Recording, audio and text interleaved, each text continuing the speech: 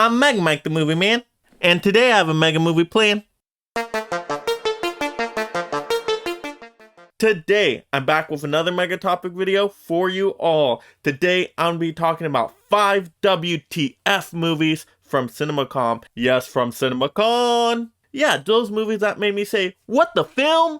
Yes, I'm going to be talking about one movie that was a WTF movie from each of the major studios. So we have 5 movie announcements. Yes, 5 over here today, just going over my general thoughts. So without further ado, let's get started. Now to get into our first WTF moment from CinemaCon from Sony. I wanted to start with this one. We have to talk about El Muerto. Yes, El Muerto? You may be wondering, who's El Muerto? Is that a comic book character? Well, actually, it is. But he's such an obscure character. He's a character that was only in a few comics with Spider-Man. And so you left wonder, like, why Sony? Why are you doing this character? Come on, I know you're trying to build the Sony Spider-Verse up. I get it. I'm there with you for that. But why pick a really obscure villain? Why not go with another villain that's a little bit more well known? I mean, my favorite Spider-Man villain is Scorpion, and we still have never gotten a live action movie with that villain character. But there's a bunch of other villains you could choose from. You could even do a Jackal movie. Imagine a Jackal movie with Punisher going after Spider-Man. Ooh, that would be amazing. But you go with El Muerto, who's just such a random character. Basically, El Muerto is a luchador character that is connected to wrestling, if you don't know what luchador is. So it's a character that basically has to face off against Spider-Man to kind of regain his right to be a superpowered character, at least from what I've understood, just from the very brief things I've seen online. And so it's such a random character here. It kind of seems like a discount Bane in a way. Like, what? Another luchador type of character. To me, it just doesn't get me excited. It gets me, what the TF? Like, why are we making this film? I do not understand, Sony. What's our approach here? I mean, we started off good, Sony. We had some cool characters in the works. We had Kraven the Hunter. We had Chameleon. You did Morbius. We know how that turned out. Not everybody liked Morbius. I got you. But still, Morbius was more well-known than El Muerto. I mean, it could be a coolly awesome character. Definitely. I'm just saying, out of all the character choices you could go for, why go El Muerto? I just don't understand. And then not only that, who do you get to play El Muerto? Bad Bunny. Okay, now I'm going to be honest. I'm not a musical person. I don't know a whole lot about Bad Bunny. La la la la la la la. Yeah, instead of getting a well-known actor, somebody who's established, someone who Sony can more rely on to really make this movie a great quality film, it's more, hey, what's the gimmick? Wow, we heard Bad Bunny is a superstar. Bad Bunny can bring in a bunch of the younger audience to go see a movie like this, and it's gonna be great. Why not just focus on making a quality movie first? Quality movies succeed. Quality movies find an audience. We've seen, even with Everything Everywhere All at Once, a little small budget film, that movie has been succeeding more because it's a quality movie. But Sony, what are we doing here with our own movie? We're trying to build a Sony Spider-Verse that should be respectable. We already had a mishap with Morbius. Now, I like Morbius more than most. Not everybody did. So we should be putting our full effort behind, hey, let's make these other Sonyverse movies amazing so most of the audience out there really likes them. Nope. Sony executive says, hey, let's get a little gimmicky in here and let's get that Bad Bunny. Everybody really likes Bad Bunny music. I mean, you just hear him on the radio all the time. Why not get Bad Bunny? Call up Bad Bunny now. What, Sony? What are we thinking here? Come on, you're telling me we couldn't find a talented actor to take on this role? I mean, you could even get an actor maybe not as well known, so you don't have to pay them as much and save a little bit of money there, keep the budget down. but still an actor at the very least, still somebody that's trained a large part of their life to do acting. Once again, nothing against Bad Bunny. Very talented artist there, can sing, of course. But is it the right job for this person at the moment for what Sony needs? I get worried about it. Sony could once again know something I don't know. Maybe they seen Bad Bunny acting like, ooh, that's a hidden treasure right there, and we're going to be all blown away by this. Maybe awesome. I just get worried. That's all I'm going to say. Now to get into our second WTF movie from CinemaCon, they announced The Nun 2. The Nun 2, no. Just no. The Nun was such a boring movie. And I'm a horror movie fan. Horror movies are my second favorite genre, next to superhero movies, of course. And I've enjoyed the Conjuring universe overall. Yeah, some haven't been the greatest, but they're usually at least average to pretty good. But The Nun was just boring. It's so forgettable of a movie. It's even hard to think, hey, what actually happened in The Nun? I really don't know. There was a nun. That's all I can remember from that movie. And I just don't know why, Warner Brothers, why are you going for The Nun 2? I mean, okay, I know it's about the money, yes. A Conjuring movie, it's gonna make money, I get it. But why not give us a Conjuring 4 then? Or go with a Annabelle 4. I mean, I'll take any of those over a Nun 2.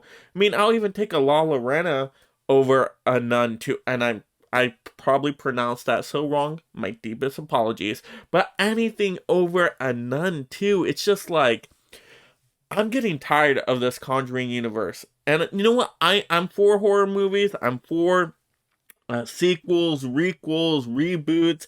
As long as they're good movies, I am fine with them.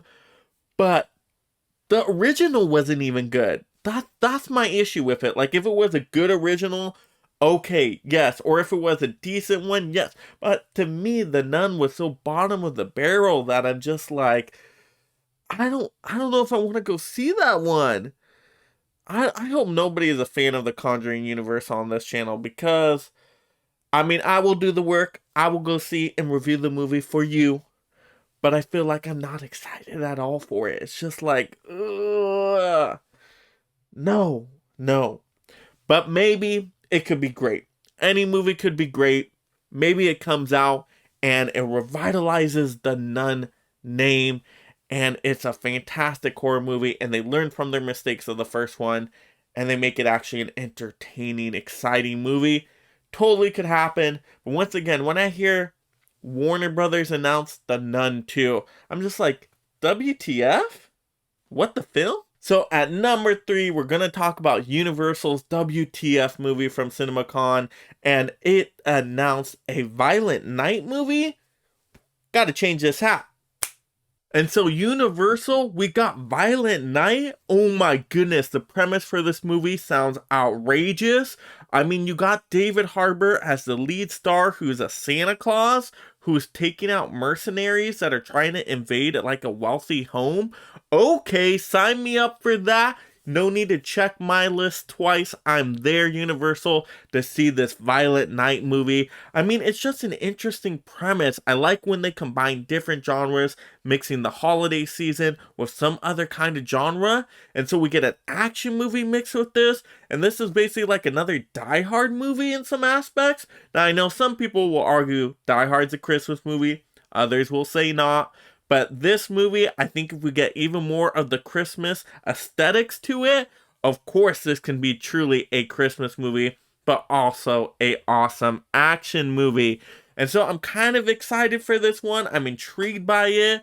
David Harbour has been great in a lot of things he's acted in. I really enjoy him in Stranger Things. I thought he did a good job in Hellboy, even though not the best movie, okay. But I always think David Harbour brings it. He brings a certain personality to him to these movies. And so I'm excited. David Harbour as Santa Claus? Alright, I totally buy that. And so David Harbour taking out mercenaries, okay, I am down for that. I hope it's bonkers action, so I hope maybe there's some comedic elements to it as well. It doesn't take itself too seriously. I mean, it seems like it's like an adult Home Alone kind of movie, And I like that. I mean, that makes it seem very intriguing, especially if they can really play on those trap elements in this movie. That works for me. So it's going to be like a Home Alone combined with a Die Hard, combined with a Christmas movie, like a Jingle All the Way. Throw that humor in there. Yes, I'm totally down for that. So Universal, I am intrigued. I am excited.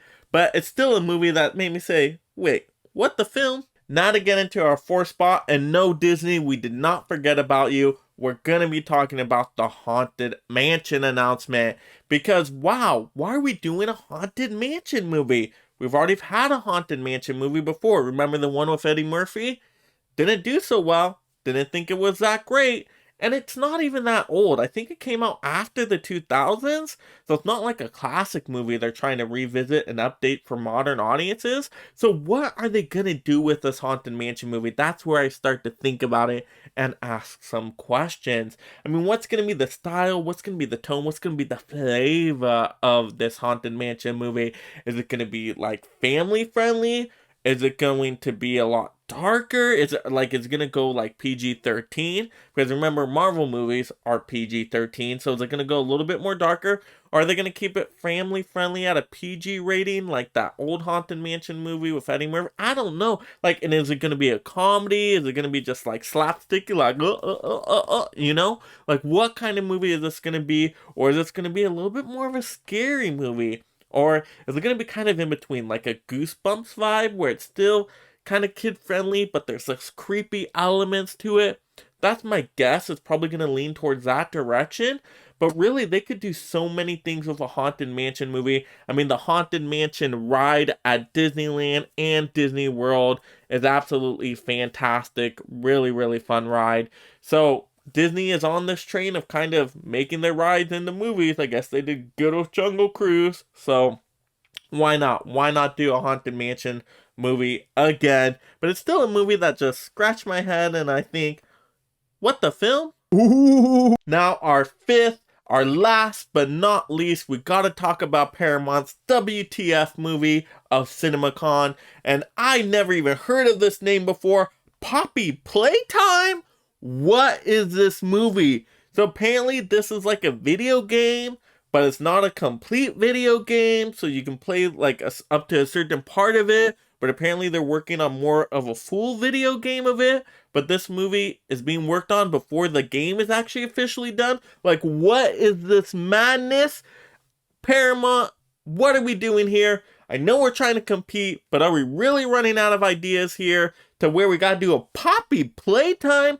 Now, to be fair, I have not played Poppy Playtime. I've seen some images online, some videos of it, and it just kind of, you know, it's like a creepy character in a like toy factory that shut down. Maybe I'm totally getting that wrong, but it's some kind of horror game of sorts, I guess. That's what I'm getting out of it. Correct me if I'm wrong. I'm sure I'm wrong in some aspect or leaving out some detail there. But Poppy Playtime? Like, Paramount, I know we want to compete, but are we really running out of that many ideas here? Like, can't we come up with something better?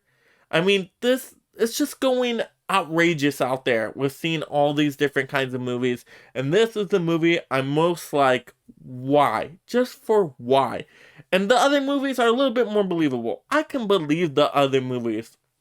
But this movie, I'm like, what is it gonna be like? Is it gonna be like a straight up just horror, like Chucky movie? I don't know. I'm so just kind of flabbergasted with this movie.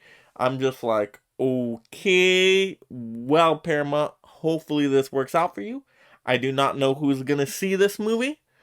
I might not see this one. I may see it just for the intrigue of it, actually.